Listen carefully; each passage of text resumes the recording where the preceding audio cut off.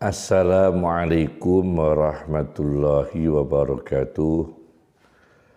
Bismillahirrahmanirrahim. Hamdan lillah, salatan wa salaman ala sayyidina Muhammad ibn Abdillah Rasulillah wa ala alihi wa sahbihi wa man tabi'a hudah, amma ba'd. Yang kami hormati para kiai, para masyayikh, khususnya para habaib yang hadir, keluarga besar Nahdlatul Ulama cabang Cirebon, syuriah, pengurus, dan segenap para anggota, tentunya khususnya panitia penyelenggara. Izinkan kami pada kesempatan yang baik ini dalam rangka Hari Santri untuk menyampaikan sebuah tema yang berjudul Spiritual Santri Menjaga Warisan Ulama. Pertama, ada satu tafsir bernama At-Tafsirul Qur'ani lil Qur'an, karya Abdul Karim Al-Khatib, Abdul Karim Al-Khatib, surat Al-Kahfi. Di sini beliau menyebutkan bahwa surat Al-Kahfi terdiri dari 110 ayat, dan beliau menyebutkan hurufnya Ashabul Kahfi setelah dihitung dengan hitungan manual. Hurufnya surat Ashabul Kahfi 7.306.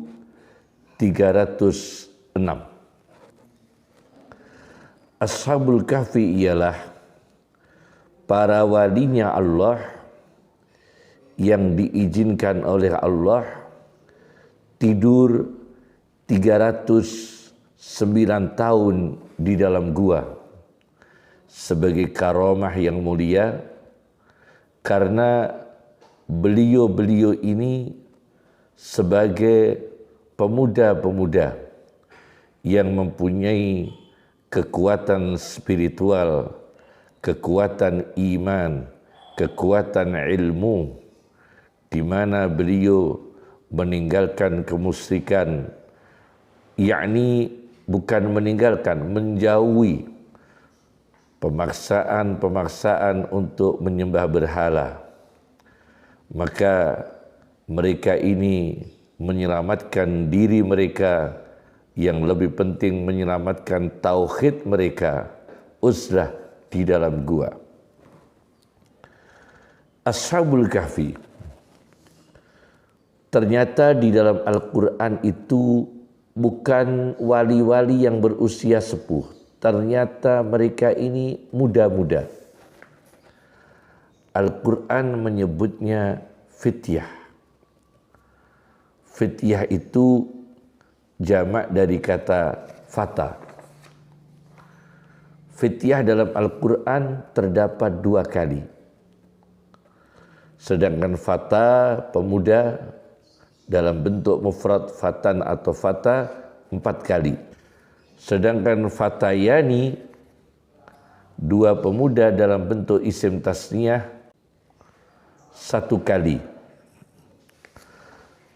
Sedangkan fatayat dalam Al-Quran, pemudi-pemudi dalam Al-Quran disebut 2 kali. Sedangkan fityan itu disebutkan dalam Al-Quran 1 kali. Sedangkan fityah 2 kali. Ashabul Kahfi tidak disebut dengan kata fityan, tetapi disebut dengan kata fityah, pemuda-pemuda. Apa yang mereka wariskan kepada kita, pemuda-pemuda santri-santri, aulia-aulia muda, ulama-ulama muda tersebut, apa yang diwariskan kepada kita?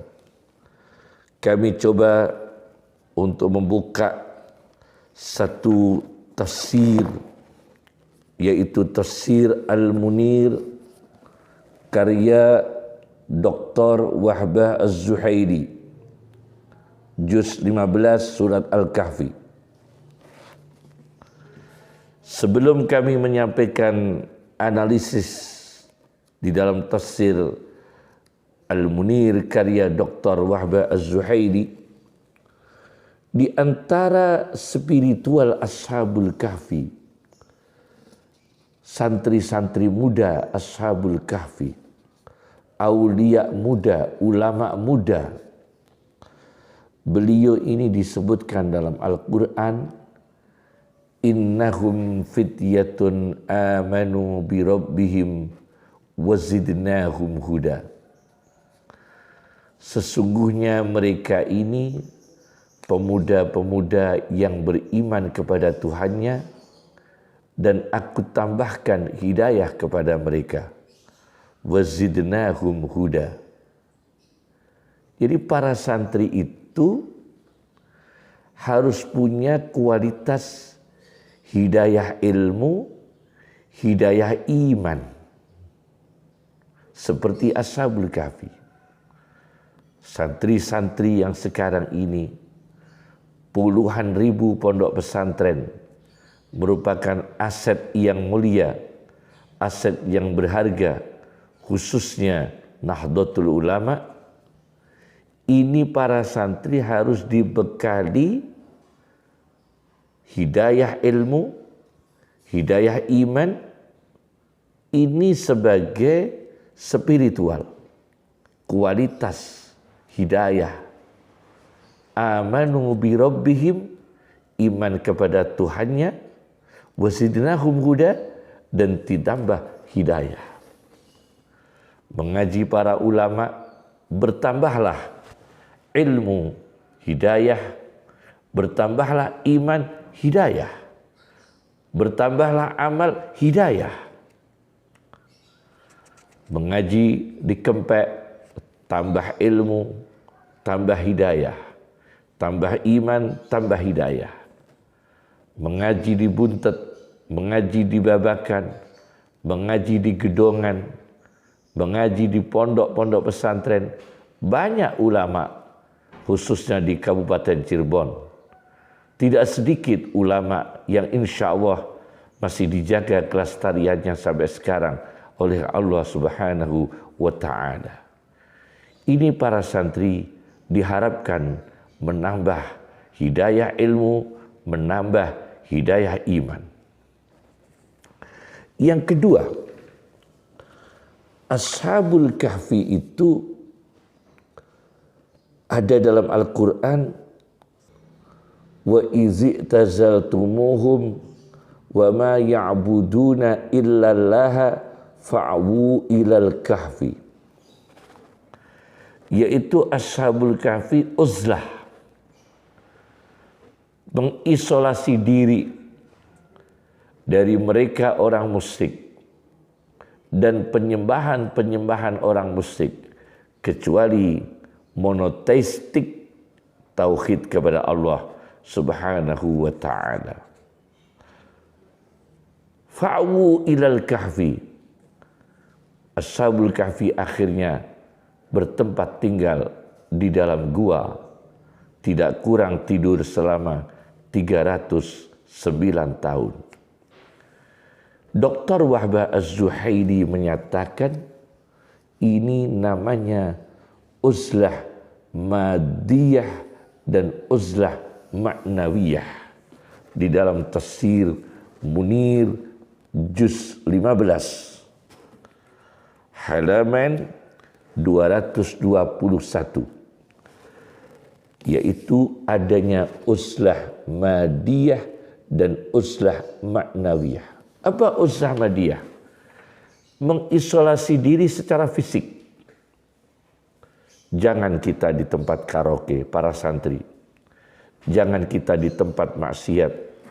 Jangan kita di ruang kemungkaran. Kecuali kita amar ma'ruf nahi mungkar.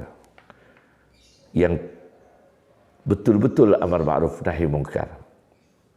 Secara fisik kita tidak ada di ruangan yang di situ banyak kemungkaran. Secara fisik kita tidak ada di satu ruang di situ banyak kedoliman.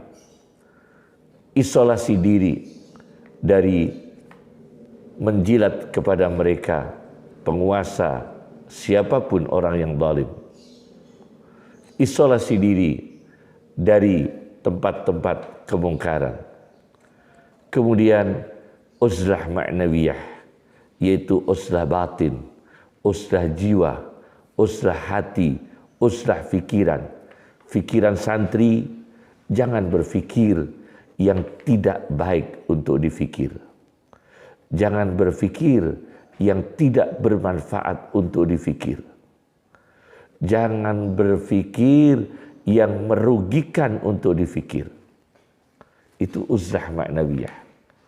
Para santri berfikirlah hari ini lebih baik daripada hari kemarin dengan ridhonya Allah. Dan hari esok lebih baik daripada hari ini. Uzlah ma'nawiyah, uzlah spiritual. Fisik kita di pasar, tapi jangan melupakan masjidnya Allah Subhanahu wa ta'ala.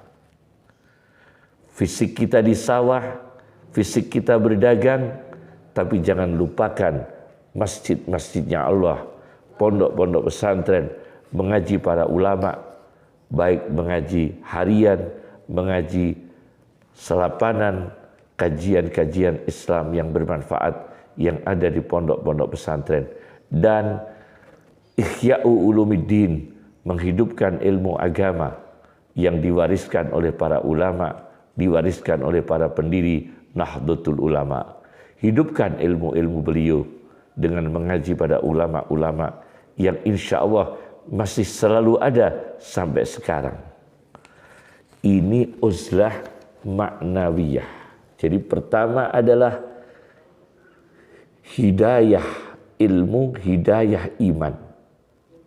Yang kedua adalah uzlah madiyah, uzlah ma'nawiyah. Isolasi diri secara fisik, menjauhkan diri dari kemungkaran secara fisik, dan menjauhkan diri dari kemungkaran, dari kemaksiatan secara mental, ruhaniyah. Yang ketiga, para santri mendapatkan warisan dari pemuda-pemuda Ashabul Kahfi. Di sini pemuda-pemuda Ashabul Kahfi mempunyai sifat wirai.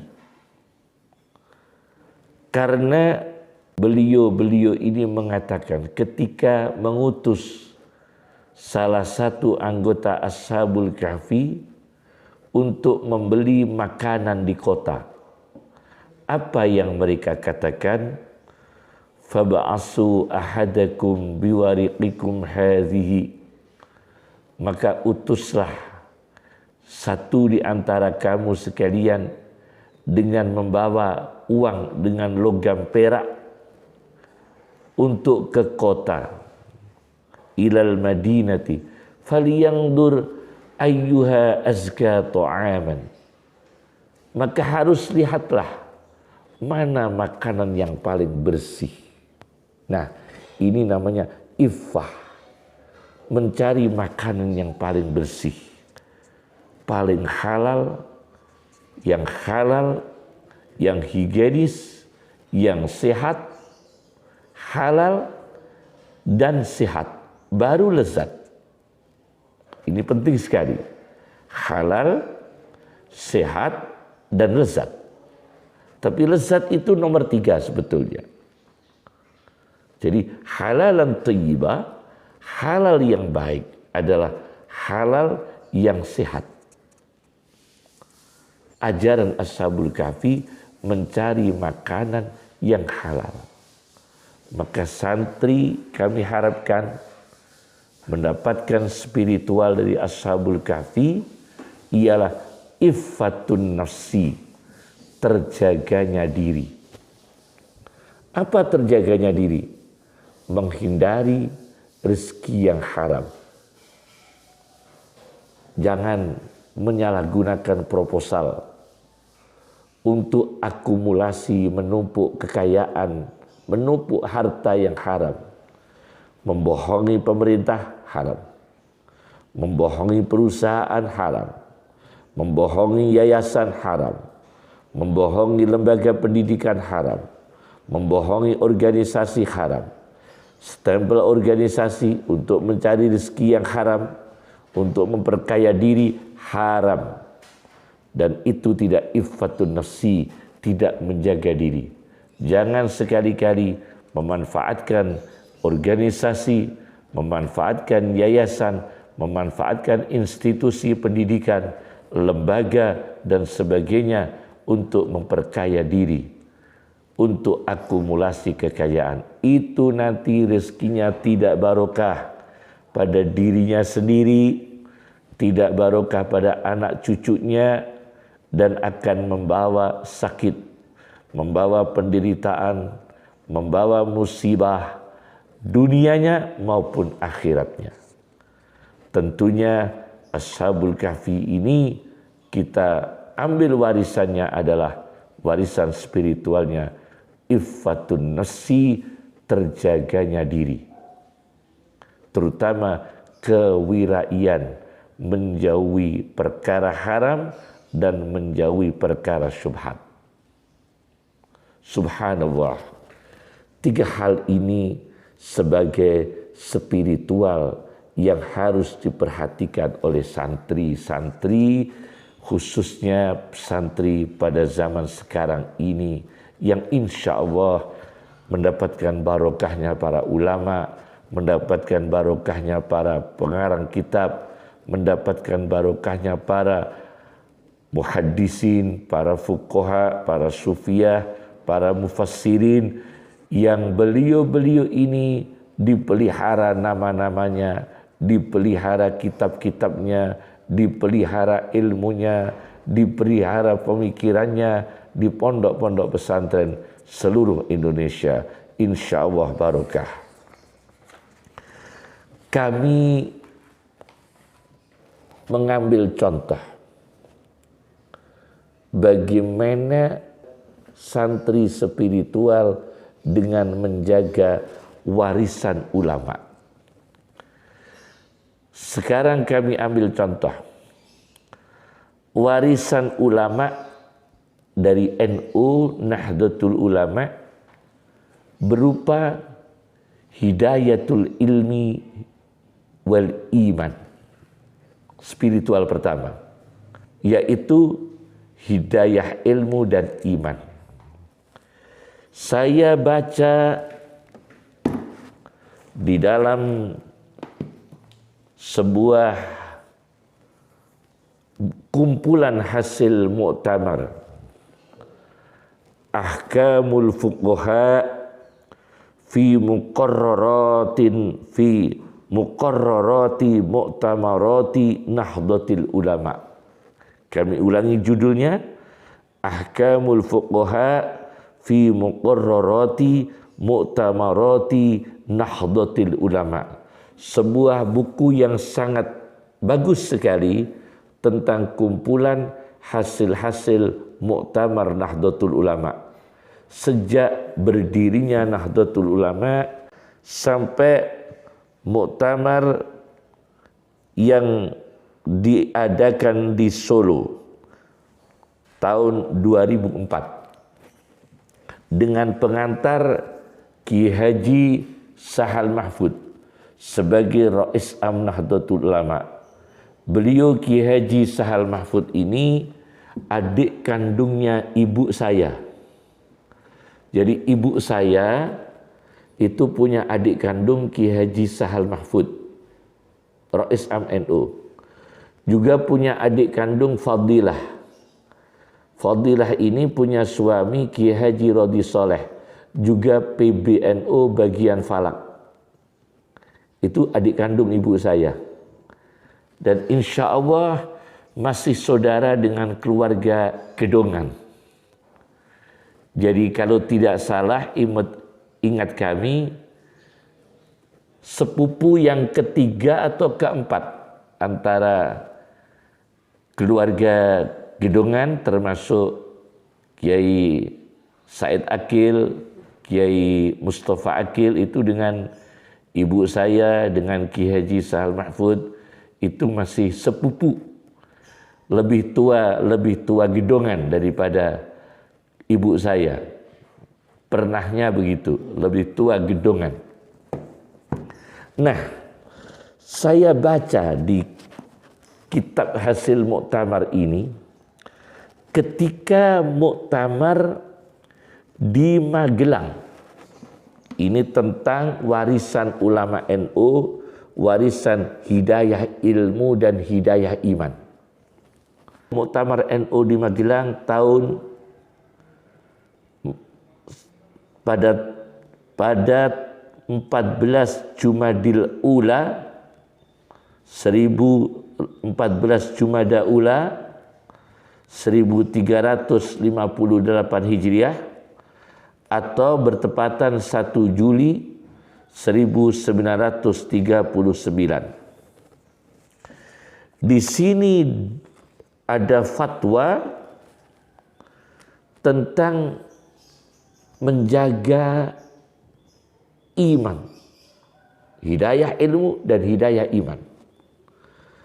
Menjaga umat Islam jangan menyerupai orang-orang non-muslim. Jangan meniru-niru orang-orang yang bukan Islam. Di antaranya beliau, para muktamirin, keputusan hasil muktamar di Magelang 1 Juli 1939 mengambil dari kitab Al-Fatawa Al-Kubra dan Bughyatul Mustarsidin. Di sini dijelaskan tentang meniru pakaian orang kafir yang mengarah pada ideologi dan keyakinan dan ritual tertentu. Di sini diambil imma ayyatazayya bisihim, memakai bentuk dengan bentuk mereka, meniru penampilan mereka, mailan ila dinihim, condong pada agama mereka, wa qasidan, dan bertujuan at-tasyabbuha bihim, meniru mereka fi syiaril kuffar, ketika mengangkat syiarnya orang kafir. Seperti orang muslim pakai baju Natal, itu tidak boleh. Ini warisan ilmu dan iman dari para sesepuh-sesepuh Nahdlatul Ulama ketika muktamar di Magelang. Au yamshiya ma'ahum ila muta'abbadatihim, atau berjalan bersama mereka ke tempat ibadah mereka. Berjalan bersama mereka ketika mereka sedang ritual ke tempat ibadah mereka, dan meskipun tidak mengatakan ridho dengan apa yang mereka lakukan, tetapi memberikan gambaran seperti ridho yang membuat terjadinya tuhmah, kesalahfahaman. Ini kalau diniatkan meniru mereka, fayakfuru bidzalika, maka bisa menjadi pemurtatan dan bisa menjadi kafir. Fayakfuru bidzalika bihima, yaitu meniru penampilan mereka, condong dengan ajaran mereka, Kemudian bersama-sama mereka berjalan ke tempat ibadah mereka dengan condong kepada ritual mereka. Fayakfuru bidzalika bihima, bisa menjadi kafir. Naudzubillah min dzalik. Yang kedua, ini warisan ilmu dan iman dari para ulama Nahdlatul Ulama ketika muktamar. Wa imma alla yaksida kadzalik, tidak ada tujuan seperti itu. Bal yaksidu at-tashabbuha bihim fi syi'aril 'id, hanya semata-mata meniru mereka ketika mereka sedang merayakan hari raya sebagai syiar hari raya. Karena pluralisme mereka berhari raya, kemudian para santri misalnya terjadi, jangan sampai terjadi, kemudian pakai baju seperti mereka karena syiaril 'id, syiar hari raya, awit tawassula ila muamalatin jaizah, atau untuk memudahkan supaya bisa muamalah yang halal. Ada urusan bisnis dengan mereka, tapi meniru gaya mereka, meniru penampilan yang khusus, yang spesifik untuk mereka yang bukan muslim, baik cara berpakaian, lagunya, syair-syair mereka, adat istiadat yang khusus bagi mereka, untuk mencapai muamalah jaizah. Apakah ada kaitan bisnis, perdagangan, dan sebagainya. Apa kata muktamar NU di Magelang? Fayaksamu, tetap berdosa. Tetap berdosa. Fayaksamu. Ini namanya warisan apa? Hidayatul ilmi wal iman. Warisan hidayah ilmu dan iman. Harus difahami oleh para santri generasi muda. Kemudian yaitu tentang uzlah madiyah, uzlah maknawiyah. Mengisolasi diri dari tempat mungkar dan tempat-tempat maksiat, baik isolasi secara fisik maupun isolasi di dalam hati dan jiwa. Saya baca di dalam sebuah buku karya Menteri Agama dari Nahdlatul Ulama, Kiai Haji Saifuddin Zuhri, Kaleidoskop Politik di Indonesia Jilid 2. Kaleidoskop Politik di Indonesia Jilid 2 di halaman 62. Di halaman 62 beliau menyampaikan tentang pentingnya iman dan takwa untuk memperbaiki akhlak bangsa. Dengan agama muncullah iman dan takwa. Beliau mengatakan jika iman dan takwa tidak ada, akibatnya dunia akan menjadi tempat yang paling ganas. Tanpa iman dan takwa, dunia akan menjadi tempat yang paling ganas. Bahkan beliau mengatakan akan terjadi homo homini lupus, manusia laksana serigala terhadap lainnya. Manusia laksana serigala terhadap lainnya. Maka kita harus hati-hati. Apakah kita akan dimakan oleh serigala dunia, akan dimakan oleh serigala narkoba, akan dimakan oleh serigala rentenir.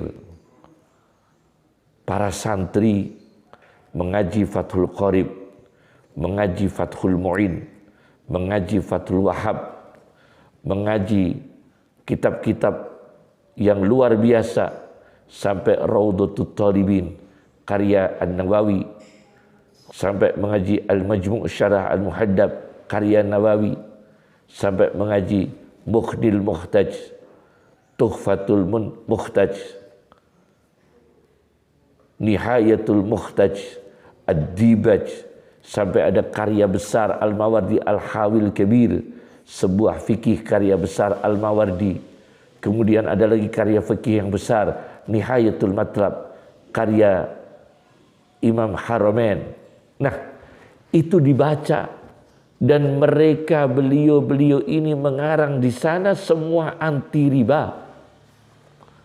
Semua anti riba.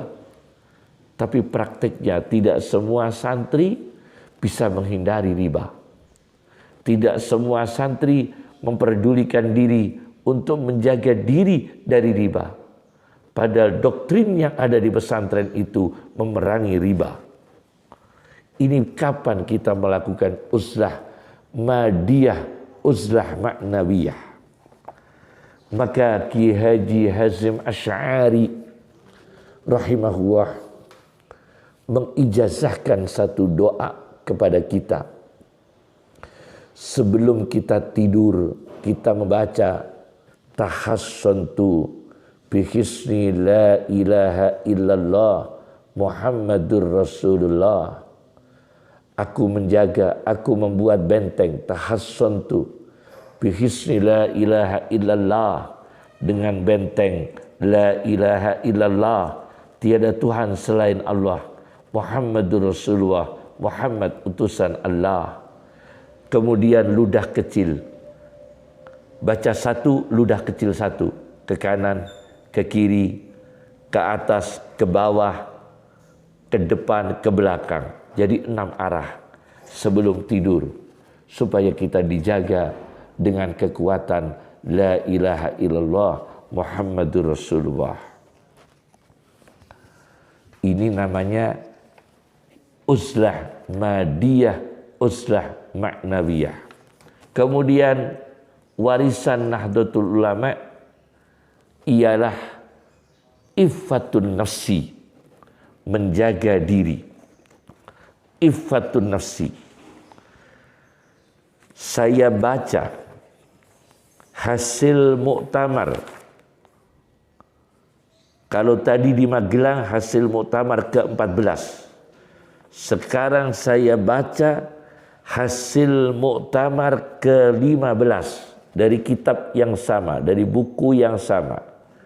Solusi problematika aktual hukum Islam, keputusan Muktamar Munas dan Konbes Nahdlatul Ulama dari 1926 sampai 2004. Saya baca hasil muktamar ke-15 di Surabaya, tepatnya 10 Dzulhijjah. Bayangkan, hari raya Idul Adha 10 Dzulhijjah muktamar, itu pernah terjadi tahun 1359. Bertepatan dengan 9 Februari 1940 Masehi. Tentang sholat di masjid yang dibangun dengan uang haram. Itu sudah pernah dibahas. Bukan diperdebatkan, dibahas. Sholat di masjid yang dibangun dengan uang haram. Masya Allah. Wirai sekali ulama kita ini, sampai membahas bagaimana sholat di masjid dengan uang haram. Akhirnya hasil muktamar mengambil satu redaksi dari kitab Ihya Ulumuddin di halaman hasil muktamar di halaman 248. Wa ammal masjidu, dan adapun masjid, fa in bunya fi ardin maghsubah, maka apabila masjid itu dibangun di tanah rampasan, tanah yang tidak halal, bi khosabin maghsubin, dengan kayu rampasan, kayu curian, kayu ilegal, bantuan ilegal, bantuan yang penuh dengan rekayasa politik atau tujuan politik, min masjidin akhar, diambil, dicuri dari masjid yang lain, au milkin muayyanin, atau milik tertentu, lebih-lebih mencuri hak negara, mencuri milik negara, fala yajuzu dukhuluhu aslan, maka sama sekali tidak boleh masuk di masjid itu, wala lil jum'ah, dan tidak boleh masuk untuk menunaikan Jumatan di situ. Ini disiplinnya ulama kita, wirainya ulama kita. Hasil muktamar tahun 1940. Ini namanya iffatun nafsi yang harus kita pelihara, harus kita cermati, harus kita agungkan fatwa-fatwa para ulama yang telah mendahului kita, yang ilmunya telah banyak memberkahi pada agama, bangsa, dan negara. Terakhir dari ceramah kami, izinkan kami mengambil satu kitab bernama Tarikh Madinah Dimashq, karya besar Ibnu Asakir, jilid 58. Di jilid 58 tentang siapa ulama yang paling terdepan, ulama yang paling terdepan di hari kiamat. Ternyata bukan ulama yang sepuh, tapi ulama muda. Saya baca di Tarikh Madinah Dimashq karya Ibnu Asakir jilid 58 bahwa di halaman 459 sahabat Nabi bernama Mu'ad bin Jabal Ibnu Salasin wa Salasin wafat usia 33 tahun, au arba'in wa salasina sanah, atau 34 tahun, masih muda. Bagaimana kehebatan beliau sebagai santri Nabi, santri yang mewariskan dan diwarisi hidayah ilmu iman, uzlah madiyah, uzlah ma'nawiyah, kemudian iffatun nafsi, terjaganya diri. Sebagai santri Nabi yang mewariskan kepada kita, yang diwarisi oleh Nabi, hidayah ilmu dan iman. Yang kedua, menjauhkan diri dari kemungkaran dan kemaksiatan, mengisolasi diri, baik isolasi fisik atau isolasi jiwa, isolasi hati, isolasi pikiran. Kemudian iffatun nafsi, terjaganya diri, ialah Mu'ad bin Jabal. Apa kata Rasulullah SAW di dalam kitab Tarikh Madinah Dimashq halaman 406? Rasulullah SAW bersabda, ya'ti Mu'adz bin Jabal yaumal qiyamah, akan datang Mu'ad bin Jabal yang umurnya 33 tahun, ada yang mengatakan 34 tahun. Besok akan datang di hari kiamat Mu'ad bin Jabal amamal ulama, di depannya seluruh ulama. Masya Allah, di depannya seluruh ulama, amamal ulama, biratwatin, berjarak berapa antara Mu'ad bin Jabal dengan ulama-ulama yang lain yang di belakangnya? Berjarak biratwatin, dengan satu lemparan batu. Jadi sejauh satu lemparan batu. Mu'ad bin Jabal di depan, kemudian sejauh 1 lemparan batu, baru di belakangnya para ulama yang lain. Itu besok di hari kiamat. Ternyata Mu'adz bin Jabal itu manusia yang iffah. Di antara iffahnya, di antara hidayah imannya, di antara hidayah ilmunya, di antara uzlah madiyah dan uzlah maknawiyahnya, digambarkan oleh Abdul Razzaq As-Sun'ani, guru daripada Ahmad bin Hanbal, di dalam kitab Musannaf Abdul Razzaq jilid 8 nomor 15.177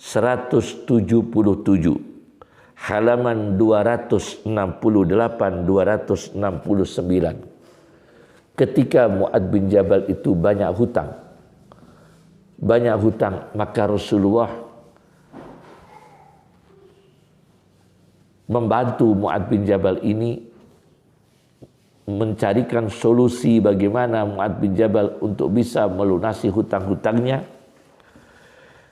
Di antaranya setelah maksimal Mu'adz bin Jabal seluruh asetnya yang dimiliki untuk membayar hutang-hutangnya, maka Mu'adz bin Jabal ini diangkat menjadi pejabat semacam gubernur di negara Yaman. Begitu di negara Yaman menjadi gubernur, untuk mendapatkan gaji, mendapatkan rizki, untuk menambal kekurangan-kekurangan karena aset-asetnya ini yang untuk dijual melunasi hutang. Maka Mu'adz bin Jabal diangkat Nabi menjadi gubernur untuk mendapatkan mata pencaharian rezeki yang halal di negara Yaman. Bagaimana wirainya? Setelah Rasulullah SAW wafat, Mu'adz bin Jabal ini diaudit oleh Umar bin Khattab. Maka seluruh hasil rezeki yang didapat oleh Mu'adz bin Jabal selama menjadi gubernur di Yaman itu dibagi menjadi 2. Satu bagian untuk menghidupi Mu'adz bin Jabal, dan sebagian yang lain untuk dikembalikan kepada negara. Padahal ini hasil kerja yang halal, hasil kerja yang sah. Tidak ada money politik, tidak ada politik yang curang, tidak ada korupsi. Subhanallah, Umar bin Khattab menetapkan sebagian harta Mu'adz bin Jabal untuk menghidupi Mu'adz bin Jabal, seluruh keluarganya, dan sebagian harus dikembalikan kepada negara. Karena apa?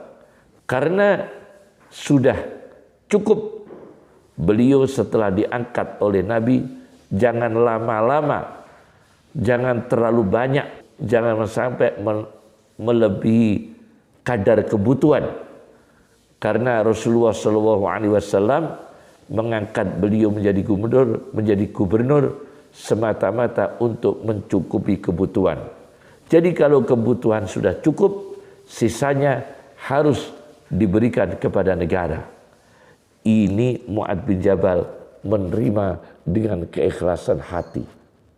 Inilah figur santri Nabi SAW dan santri yang mulia dan santri yang teladan sampai menjadi pemimpin ulama di hari kiamat.